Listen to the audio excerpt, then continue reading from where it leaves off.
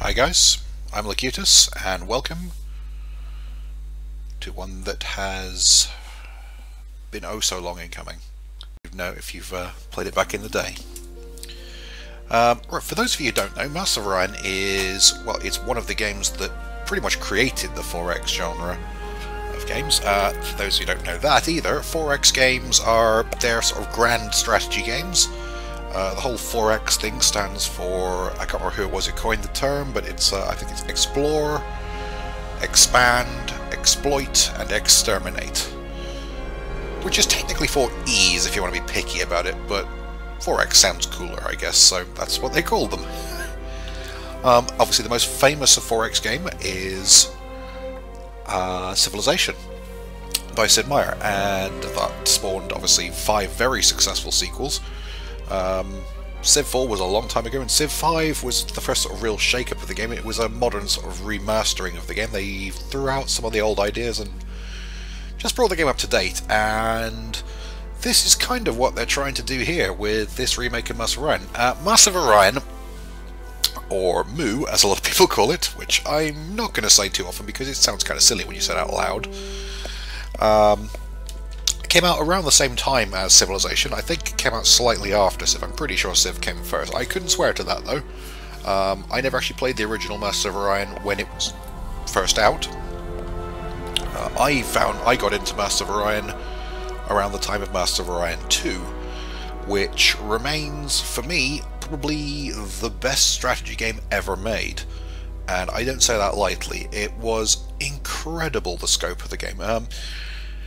The difference between Civ, Civ you basically take, you start as a sort of tribe of barbarians, and you work, coming out of the Stone Age, you work your way up to modern times on Earth, or a planet like Earth, in a sort of parallel version of human history. And the game ends when you either wipe everyone else out, or technologically speaking, when you just sort of surpass our own level of technology and sort of start heading out into space to found your first colony. That's one of the ways you can win Civilization, to be the first race to build a interstellar spaceship. Master of Orion starts a little differently. It starts pretty much at the point where you have developed interstellar travel, and you set out into the galaxy to create a big empire and colonize other worlds and build fleets of starships and research, rather than researching like the wheel and the spear and bronze working and iron working, you're researching hyperdrives, photon torpedoes, laser cannons, phasers, hydroponic farms, terraforming, all sorts of cool stuff. And for a sci-fi fan, Master of Orion was a dream come through, and the way the game worked, now there have been obviously loads of other space 4X games out there before, well not before really, but since. But for my money, none of them really came close to sort of capturing the same sort of charm that the original Master, well not the original, but Master of Orion 2 in particular had. The interface wasn't too cluttered.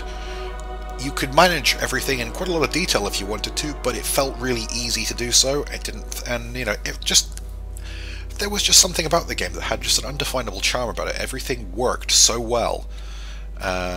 You could customize, design your own ships. You could design with right down to the level of sort of customizing individual weapon technologies on the ship. Like once you advance beyond a certain point, you could further customize weapons to bring point defense. Anyway, sorry, I'm gushing now a bit, but Master of Orion is arguably my favorite. Master of Orion 2 is arguably my favorite game of all time. It's a close run thing between this and probably the original XCOM, but I think Master of Orion 2 I've probably spent. It's really hard to say this is my favorite game of all time, because there were so many amazing games back then. I mean, Master of Orion 2, Elite, the original XCOM, Civilization, all of those games I lost so many hours of my life to. And I don't regret a minute of it. They were fantastic games, and I loved every second of playing them. And between then and now, there's been other games. There's been like Sword of the Stars, for example, which was a nice try, but it just lacked something. Galactic Civilizations felt literally like Civ in space. It was almost exactly like playing Civilization, but rather than playing on a planet, you were playing on a two-dimensional sort of space map. And it was a great game, but it just didn't quite have that something that Masters of Orion had. And they did make a Masters of Orion 3. And it was awful. It was one of the worst sequels I've ever played, and I was so disappointed. And that was basically the end of the franchise. That was... oh, that must have been back around 2000, so about 16 years ago at least. I can't tell you exactly when, because I don't have that information to hand. And as I'm recording this at the moment, I don't have any internet access, so this you'll be seeing somewhat later than I actually recorded. But yeah, so for years Master of Orion sort of languished, and I never thought I'd see another one of them. I really thought that was it. That was the end of the franchise. Master of Orion 2, classic, could always go back and play it again, but it's starting to feel a bit dated now. The gameplay is solid, but even, you know, the interface is a little clunky by today's standards. Obviously, graphically, it's aged pretty well. It's sprites, so it actually looks surprisingly good for its age, but it's... well, I mean, just look at that planet on the screen, you can see here. The game is very pretty now. So, yeah, what's happened here? You may notice Wargaming.net. Now, Wargaming.net are not really known for making this kind of game. What they are known for is for making, well, World of Tanks, and World of Warships, and World of Warplanes, and basically any game with World of and something World War II related after it. And that's nice, but that's pretty much all they do. But apparently, and I don't have this on, you know, concrete authority here, but I have been heard down the grapevine, by which I mean I have heard on another video made by the Mighty Jingles. If you haven't watched his channel, I highly recommend it, by the way. Not that he needs a shout out, he has millions of subscribers, I have about 8, so and I don't know the guy personally, but I do like his videos. But anyway, he put me on to the fact that apparently Victor Kislev, who is the CEO of Wargaming, is a massive fan of the Master of Orion games, which instantly elevates him in my opinion, because he clearly has good taste in games. Anyway, he, being the CEO of a very successful video game company with lots of money to hand and all these talented programmers and developers, has basically gone, you know what, I would like to play a new Master of Orion game. No one's making one. Hey, I know, we've got lots of money and talented video game developers around here. You guys could make one. Get to it now! And that's basically what they've done. Which I love, because, honestly, you put me in charge of a game studio and give me millions of pounds, that's exactly what I'd do. I would take, I mean, not just Master of Orion, there's loads of old games I would love to see reimagined and brought back up to date with modern technology that I would get stuck into. Birth of the Federation, there's another one, which was actually made by the guys who made the original Master of Orion 2, and is, for my money, the real Master of Orion 3. It's basically Master of Orion with a Star Trek license, and it's outstanding. And I would so love a sequel to that. I would love the same team who made this to make Birth of the Federation 2, basically. Oh, please do that, Wargaming. I know well, it's not going to happen because they have to buy the Star Trek license, and I'm pretty sure other companies own that and will never ever give it up. But it has happened. Stranger things have happened. Anyway, I have waffled on long enough. So, Master of Orion. They've not called it Master of Orion 4, which it kind of is, really, but it's basically a reboot. They've clearly taken their inspiration from Master of Orion 1 and 2, thank God. And Master of Orion 3 has been quietly swept aside, never to be mentioned again.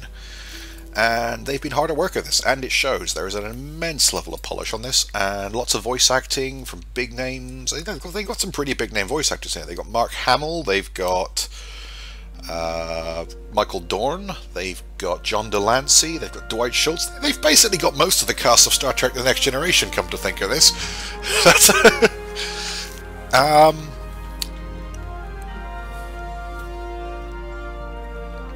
And yeah, they've put a lot of voice acting narration on it, and they have changed some things, and They've kept some things really nicely the same, and some things are a little different, but a nice nod back to how they used to do it. You will also notice, though, in the top right-hand corner, this game is in early access. It is not finished. It's not even close to finished. Well, I mean, it is. There's a few months left of development on this before it goes into live release, and I dare say they'll be, patching it and updating it after release as well. But this is not a finished game yet. When it is, I have no doubt it will be a fantastic game from what I've played so far. As it is at the moment, the game is lacking in some areas. There are some bits that are clearly unfinished, some other bits that don't quite work yet, and there's some other bits where they are clearly planning to add more stuff. For example, espionage, the whole espionage mechanic. There are things you can build in the game that relate to espionage, but you can't actually do any espionage. You don't get spies, there's no spying treaties, there's no option to recruit or undertake espionage missions, which was always a big part of sort of diplomacy and intrigue in Mass Orion, and it ain't in there yet. I dare say it will be. In fact, there are certain things that say this isn't in the game yet, and it will be in time. Similarly, at the moment, there are 6 races to choose from. You can see on the starting screen in a minute, there are 4 other options that are greyed out. And also, most importantly, the custom race button is greyed out at the moment, which means you can't design your own race like you always could in the old games yet. But all that will come in time. There'll be more improvements. I hope there'll be more refinements to technology and the interface. I've already seen, again, like I said, the version I'm playing on here is an offline copy I downloaded a while ago, so it has been updated a little bit since then, I've seen, but I haven't got access to them because I've just moved house and I have no internet. So I'm doing this at the moment because I might as well record some videos. I can also excuse me, develop the hiccups there. Probably because I've been rabbiting on non-stop and gushing about how awesome Master of Orion is. So, the game itself, is it worth buying into yet? If you're a fan of the series, I would say without any hesitation, yes.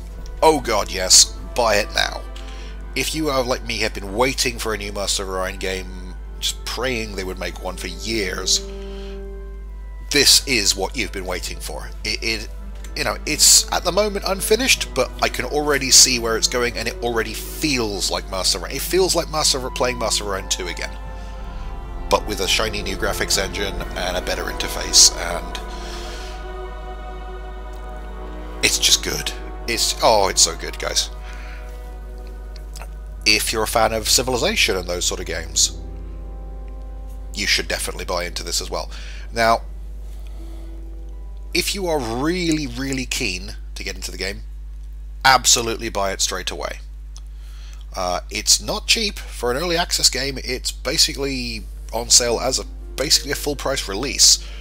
It's going to cost you £25 to £30 depending on shopping around a little bit, key sites, things like that. Although if you buy into it at the moment while it's in early access, you get essentially collector's access, which means you also get on your Steam profile for free, well, not for free, as part of the cost, you get a copy of Master of Orion 1, 2 and 3. They've been set up to run with DOSBox, so they will work on modern systems without any problems. As noted, Master of Orion 1, going back and playing Master of Orion 1, that I struggle to do. It hasn't aged well. There is a lot of stuff that they changed in Master of Orion 2 and added in Master of Orion 2 that if you go back and play Master of Orion 1 now, you will really miss. The interface feels really clunky. Graphically, it's obviously awful, but it was 1990 something, I think. It's an old game. Master of Orion 2 still holds up pretty well. It's a fantastic game. Master of Orion 3, I must admit, I haven't even downloaded because if you ever played the old games, you will know what I'm talking about. Master of Orion 3 is a joke. It was bugged to death at release.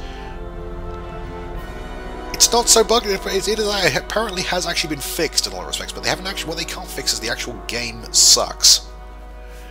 They put so much micromanagement into the wrong areas, and so much automation into other areas that were actually, you know, interesting and made you actually have a part hand in the strategy of your civilization, and you just don't feel like you're in control of some things. And in other areas, it feels like you're playing a spreadsheet. Mass of Orion 3 was a bad game. Simple as that. And I know playing a spreadsheet can actually work in some situations. Like I say, Football Manager, for example, one of the most popular games ever made. That series sells probably more copies than any other game I can think of. And the vast majority of it is basically reading through sheets of statistics and agreeing contracts and deals. And it works. It really works. They've somehow got it right. I don't know how, but Mass of Orion 3 just didn't work. Bad game, don't play it. Just don't bother. It ain't worth it. If you get the collector's edition, absolutely go back and play Mass of Orion 2. Arguably, at the moment, while this is not quite finished, Mass of Orion 2 is still the better game. But it's close. The fact that this even gives Mass of Orion 2 a run for its money as surpassing that game for me is incredibly high praise coming from me. Now, I'm not going to play through an entire game here as a Let's Play, because, you know, it's a very long game. I mean, I'll start and we'll see how we go. But, as I was saying, if you're a fan of the original, it's going to be worth it for you. You will enjoy it. You will get your money's worth. It's such a good game. Already, I mean, even unfinished, I would gladly have given them the money I've paid for this. And it's only going to get better, guys. So, yeah. I'll give you a bit more of a rundown of things as I go. There's some things I like there. You know, it's not without its flaws. I'm not saying this is perfect by any means. There are quite a few little things in here that I would rather they hadn't changed, or in some cases rather they had changed. And yeah, that's about it. So let's get stuck in here, and so here we go. I'm actually going to pop a break on this video here, because this has been me waffling on and on and on, and I will give anyone who doesn't want to hear me waffle on, wants just get to the game, the option to skip, obviously. So I will pause the video here, and we will start up again in a second with the starting of our game.